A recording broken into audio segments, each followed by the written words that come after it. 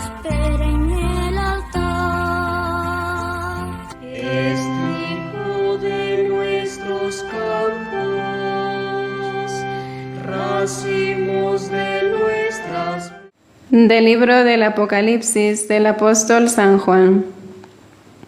Se abrió el templo de Dios en el cielo, y dentro de él se vio el arca de la alianza. Apareció entonces en el cielo una figura prodigiosa, una mujer envuelta por el sol, con la luna bajo sus pies y con una corona de 12 estrellas en la cabeza. Estaba encinta y a punto de dar a luz, y gemía con los dolores del parto.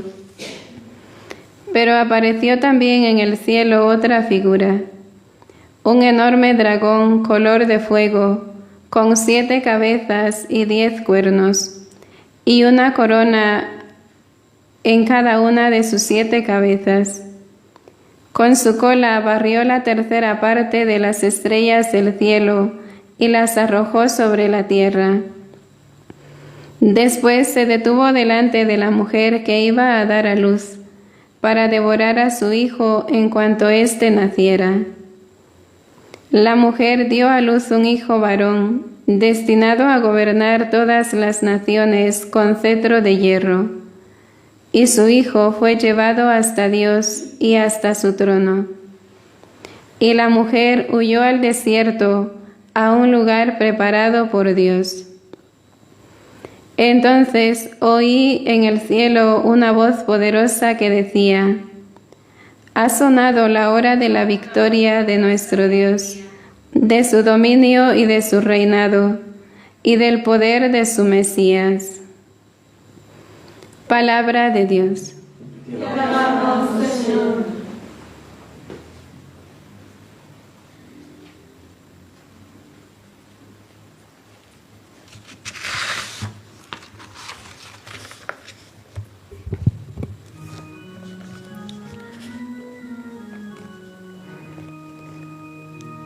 De pie a tu derecha está la reina, enjollada con oro. De pie a tu derecha está la reina, enjollada con oro.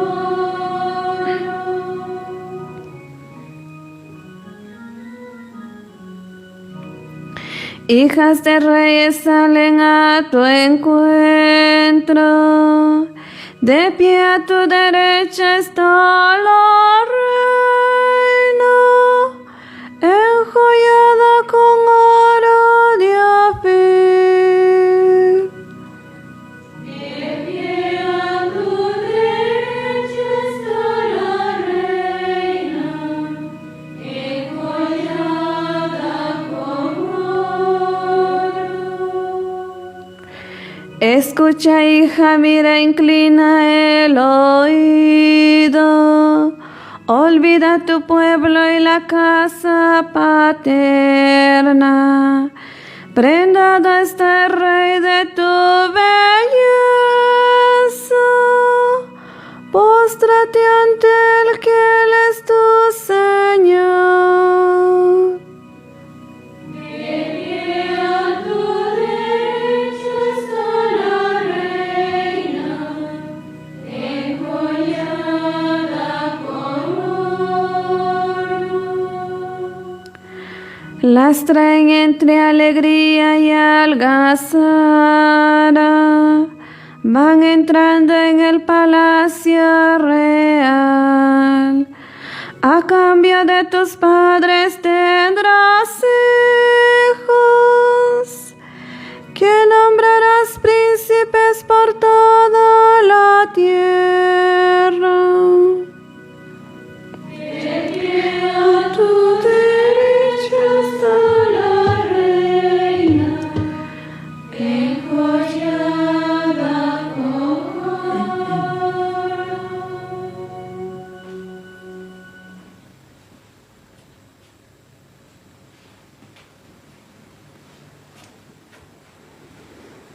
De la primera carta del apóstol San Pablo a los Corintios. Hermanos, Cristo resucitó, y resucitó como la primicia de todos los muertos. Porque si por un hombre vino la muerte, también por un hombre vendrá la resurrección de los muertos. En efecto, así como en Adán todos mueren, así en Cristo todos volverán a la vida, pero cada uno en su orden. Primero Cristo como primicia, después a la hora de su advenimiento, los que son de Cristo. Enseguida será la consumación, cuando después de haber aniquilado todos los poderes del mal, Cristo entregue el reino a su Padre, porque Él tiene que reinar hasta que el Padre ponga bajo sus pies a todos sus enemigos. El último de los enemigos en ser aniquilado será la muerte, porque todo lo ha sometido Dios bajo los pies de Cristo. Palabra de Dios.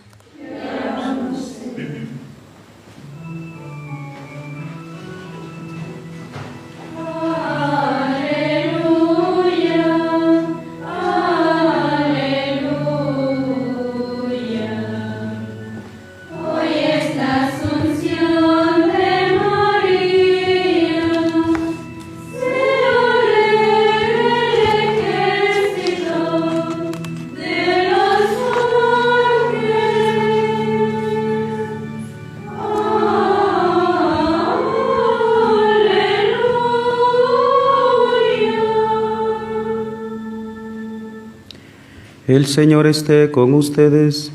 Y con tu espíritu. Lectura del Santo Evangelio según San Lucas.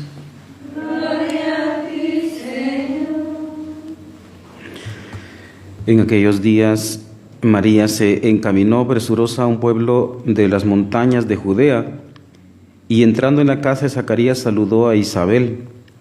En cuanto ésta oyó el saludo de María, la criatura saltó en su seno. Entonces Isabel quedó llena del Espíritu Santo y levantando la voz exclamó: Bendita tú entre las mujeres y bendito el fruto de tu vientre. ¿Quién soy yo para que la madre de mi Señor venga a verme? Apenas llegó tu saludo a mis oídos, el niño saltó de gozo en mi seno. Dichosa tú que has creído, porque se cumplirá cuanto te fue anunciado de parte del Señor. Entonces María dijo: Mi alma glorifica al Señor, y mi espíritu se llena de júbilo en Dios mi Salvador, porque puso sus ojos en la humildad de su esclava. Desde ahora me llamarán dichosa todas las generaciones, porque ha hecho en mí grandes cosas el que todo lo puede. Santo es su nombre, y su misericordia llega de generación en generación a los que lo temen. Él hace sentir el poder de su brazo, dispersa a los de corazón altanero, destrona a los potentados y exalta a los humildes. A los hambrientos los colma de bienes, y a los ricos los despide sin nada.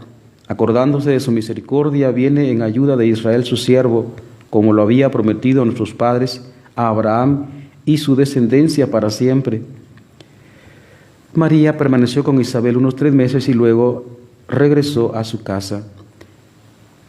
Palabra del Señor.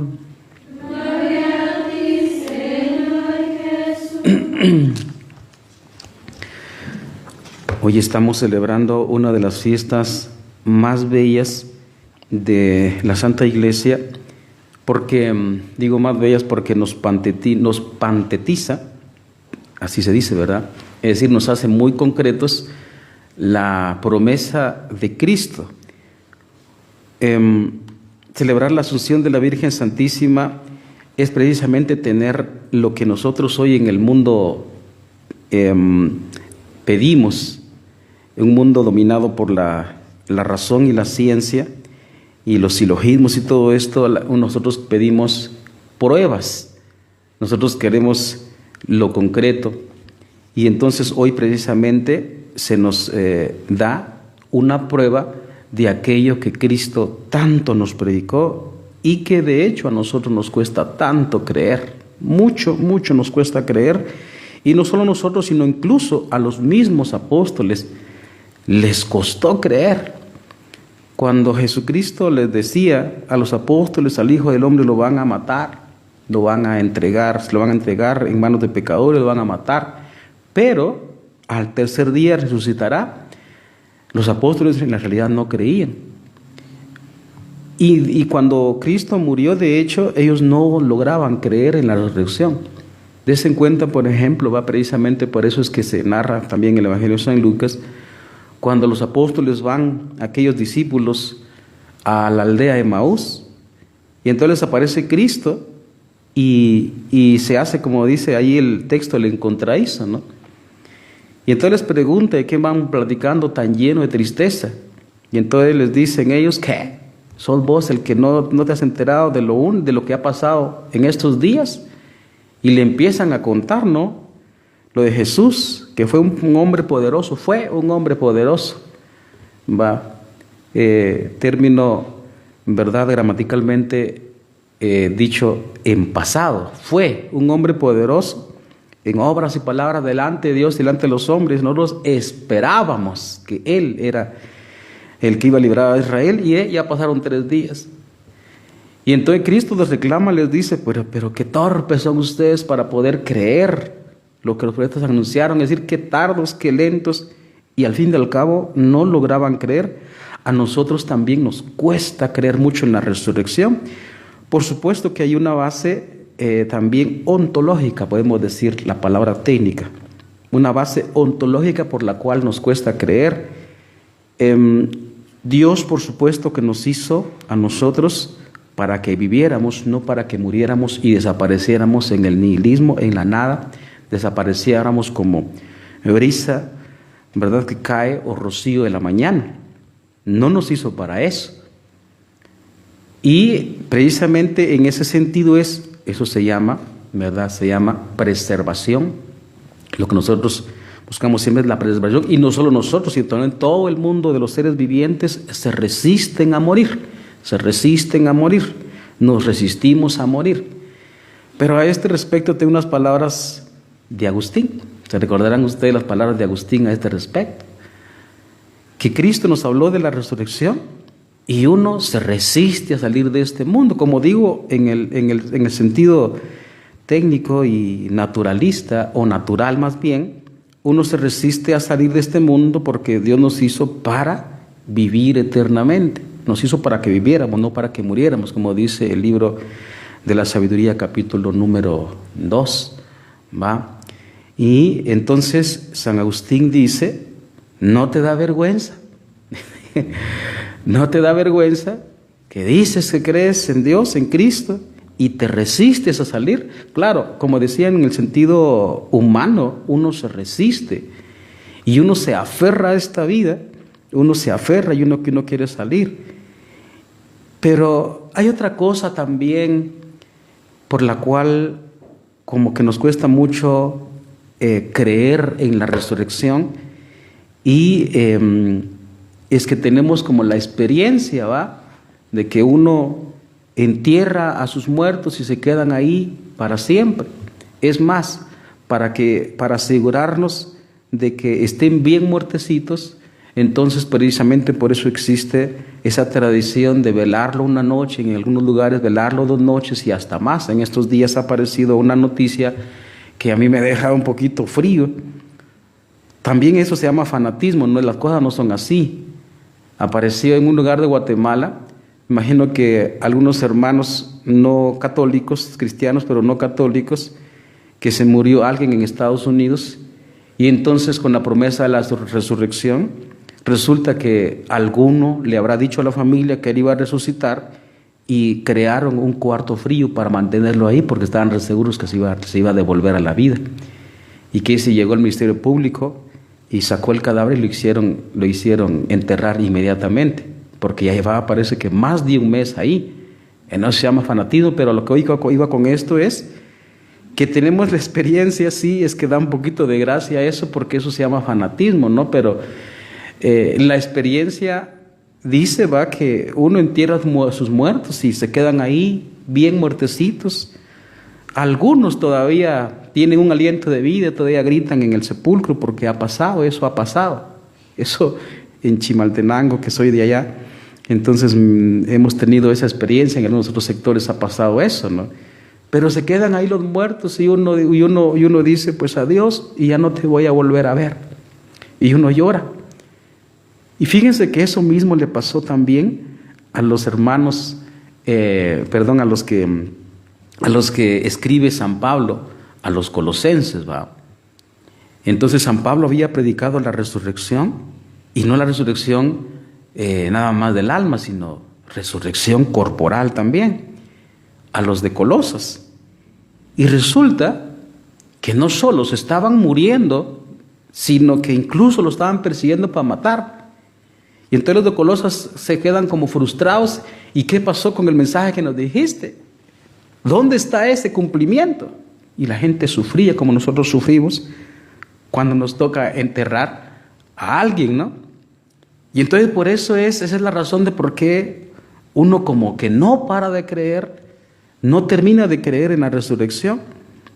A todo mundo le ha costado, como he dicho, esa es la realidad, lo que se llama la realidad del pecado, las consecuencias del pecado.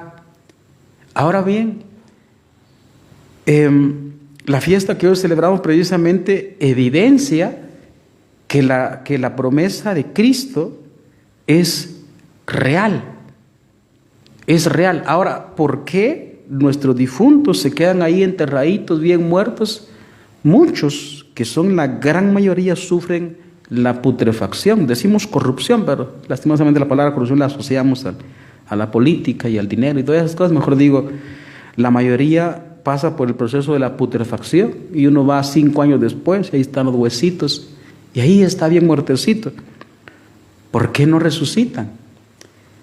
Bueno, la razón es tal vez no sencilla de explicar, pero la razón es del pecado.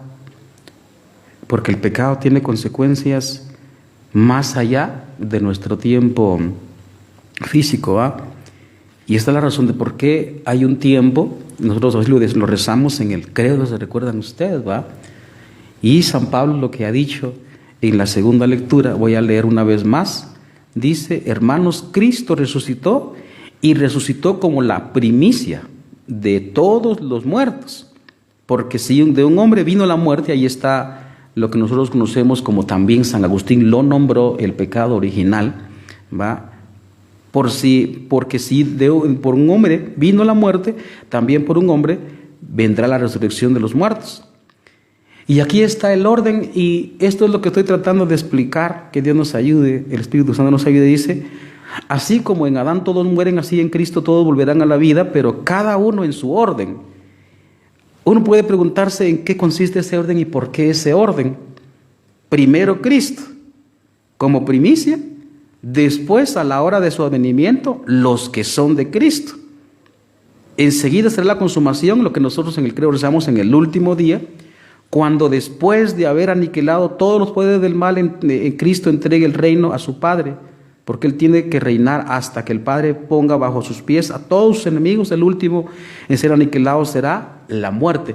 Y uno se pregunta, ¿por qué ese orden? Primero Cristo, luego los de Cristo. Para nosotros hay un tiempo, pero en la Santísima Virgen no se dio ese tiempo. ¿Cuál es la razón? La razón, pues me parece que lo he estado diciendo. Las consecuencias de lo que nosotros hacemos cuando actuamos bien o cuando actuamos mal perduran más allá de nuestro tiempo de vida corporal. Perduran. Si hacemos el bien, entonces como que el tiempo se reduce, algo así. En cambio, si hacemos el mal, el tiempo será como hasta el último día. Espero no que eso no estaba como herejía, pero el pecado es lo que provoca que existe la putrefacción, y entonces será, como nosotros lo conocemos, hasta el juicio final. Por consiguiente, aquella persona que no ha pecado y que por consiguiente no hay ningún motivo para retrasar esa resurrección corporal, entonces inmediatamente ya tiene que ser llevada, ¿no? Por supuesto que está aquella objeción que dicen los hermanos protestantes, ¿va? Y que también incluso el mismísimo Santo Tomás de Aquino no lograba como razonar, por supuesto, desde la fe, cómo se dio eso, va, que un ser humano puede como escapar a la universalidad del pecado, cuando en realidad San Pablo, pues lo que aquí acabamos de leer, hay otro texto paralelo. Aquí estamos, primera carta a los Corintios, capítulo 15, hay otro texto paralelo de lo que se dice, conoce como el pecado original y universal, en el capítulo número 5, versículo 12 de la carta a los Romanos, ¿va? Donde dice que también por un hombre entró el pecado en el mundo y por el pecado la muerte, ¿va? Y entonces el mismísimo Santo Tomás de Aquino no quiso como hablar de esto, cómo así que una persona es extraída de ese pecado y tenía como miedo de cometer alguna herejía, entonces mejor no se atrevió a decir nada. Y por supuesto que esto lo solucionaron otros teólogos después, y eso recientemente, no estamos en mucho tiempo, hace más o menos unos 200 años, me parece, si no estoy equivocado, espero no equivocarme, en el teólogo San Anselmo de Canterbury, con la teología del voluntarismo aplicado a Dios. Dios quiere, Dios puede y Dios lo hace, punto. Así de sencillo es. Y entonces, como se extrajo a la Virgen Santísima ese pecado, entonces no hay ningún motivo para que le llegue la putrefacción, sino inmediatamente ese cuerpo, porque esto es lo que hoy celebramos también, ¿verdad? La asunción, de la Virgen Santísima en cuerpo y alma. Por consiguiente, como decía anteriormente en el inicio, hoy tenemos la promesa de la resurrección de Jesucristo hecho real. Es una prueba contundente. Y ojalá que nosotros también lo creamos, porque como les digo, a la hora de la realidad, por la experiencia de la muerte que solemos tener, entonces uno le cuesta mucho creer en la resurrección, y por eso uno se aferra a la vida, y por eso uno se resiste a salir de este mundo, y uno se resiste también, uno prefiere entablar amistad con el mundo, porque como que nos da como más solidez, y no lo que Cristo nos dijo. Pero la realidad es que Cristo nos prometió, y eso se hace real, y hoy se ve patente en esta fiesta que hoy celebramos. Pues que nosotros creamos realmente en la resurrección y no temamos. Sé que, como digo, tenemos nosotros el instinto de preservación que nos hace que nosotros nos resistamos a salir de este mundo. Sin embargo, desde la fe podemos tener nosotros también prueba de ello, ¿va? Y por supuesto que podemos también aquí poner la prueba de los santos, aquellos santos que han sido muy santos, han actuado Jesúsmente, han prácticamente absorbido también, por decirlo de esta manera, un poquito la vida de Cristo en sus propios cuerpos. Son esos cuerpos de los santos que no están putrefactos, y de hecho, ahí va, ustedes saben cuáles son esos. Voy a mencionar algunos, tal vez los que me recuerdo. El Padre Pío, Santa Rosa de Lima, también ahorita el santo más reciente, me parece que están diciendo que también está incorrupto, ¿va? Más bien el beato Carlo Acutis, están diciendo, ¿va? San Martín de Porres, ¿cómo? Bernardete, sí, la vidente, ¿no?